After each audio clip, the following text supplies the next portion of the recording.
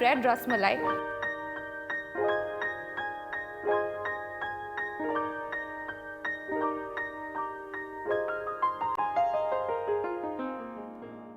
Hi everyone, welcome to Sanjeev Kapoor Khazana. I am Ankita, and you might be wondering why the white dress and everything, but then don't really worry, because Holi is around the corner and all the colors and everything is going to make it look really nice. But when it is Holi time, I mean apart from the colors and the party and everything, what do we really look forward to? A lot of good food, at least I do. So to make your life really simple this Holi, I'm gonna tell you how to make Rasmalai at home. Don't get really worried because I'm going to teach you bread rasmalai. It's really simple, not too much of an effort.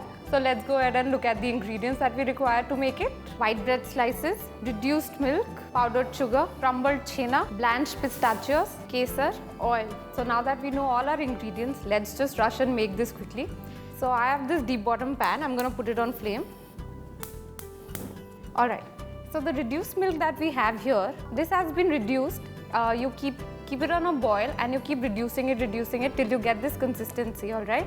And then you add sugar. So I'm going to put it here. Now I'm going to let this milk come to a boil and then I'm going to add the kesar. Till the time this is getting cooked, let's go on to the filling that we are going to use for this bread rasmalai. I'm going to take some chena. Now chena is nothing but it's just milk, and if you add any acidic agent to it, for instance if you add lemon and everything, then you get this as a residue. You strain the milk and you will get this. Okay, so now that we've got our chena on the plate, now the best part as to how to make this lies on this part of your hand. We are going to be using our hands. I really can't help it. This is one Indian recipe which really requires the use of hand. So this is the part of the hand that we are going to use. It's neat and clean. The idea is to really rub the chena well and get it into a fine consistency, alright? So this is how it goes.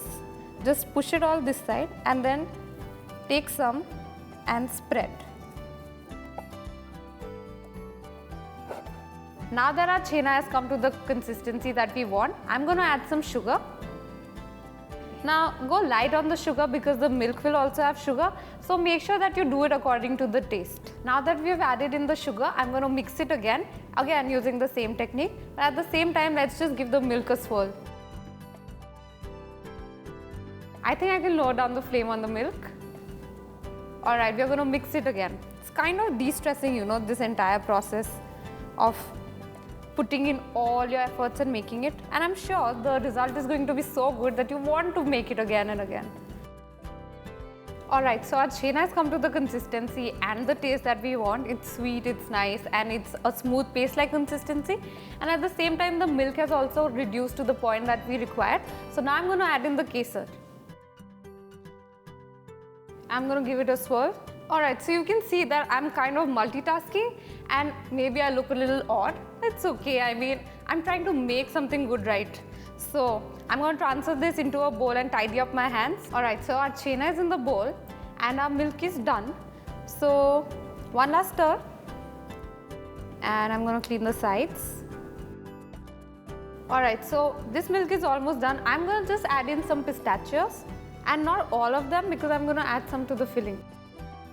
And again a quick stir. Now the milk is hot enough. I'm just going to switch it off and the carryover cooking is going to do the rest. Now filling is ready as it is.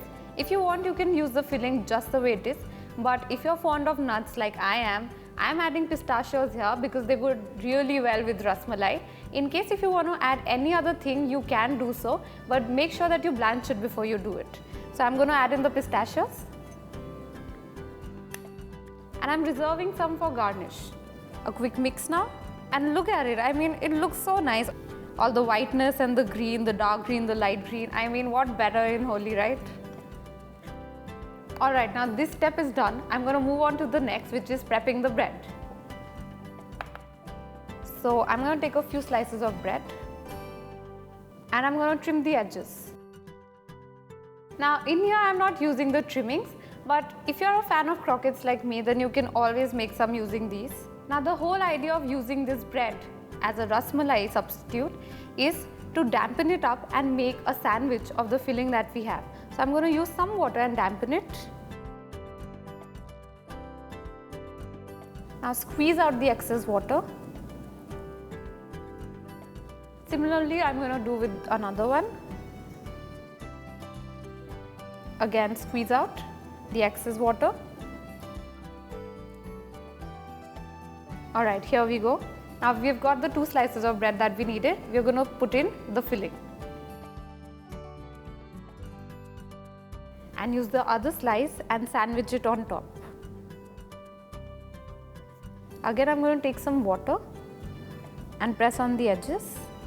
Now that we've got this, using a cookie cutter, I'm going to cut a circle. And I'm kind of nervous before doing it, so let's do it together.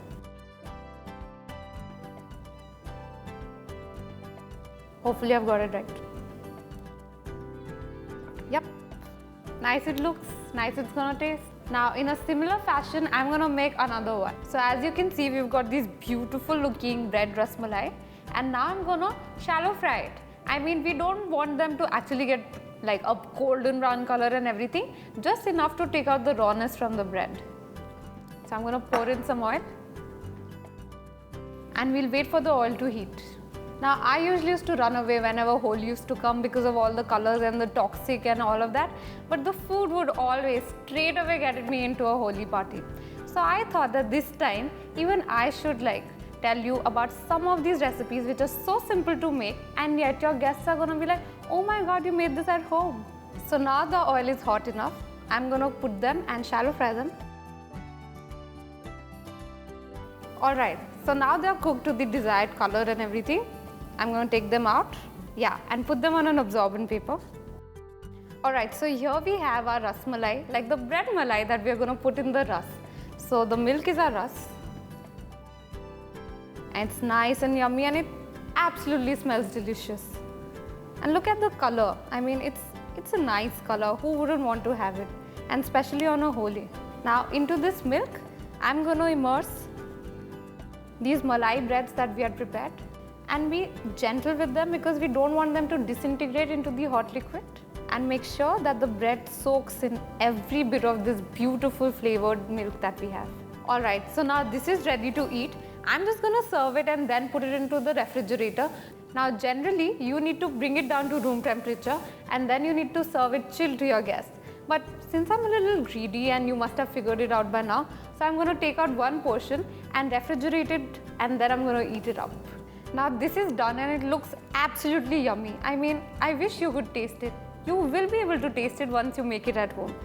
A few strands of kesar on top. Nothing like some color, right? So there you go, bread rasmalai. It looks absolutely delicious, it's mouth-watering, and I'm sure that this time when your guests are going to come over for the Holi party, more than playing with the colors and everything, they're going to be relishing this. So have a blast this Holi. Happy Holi, guys.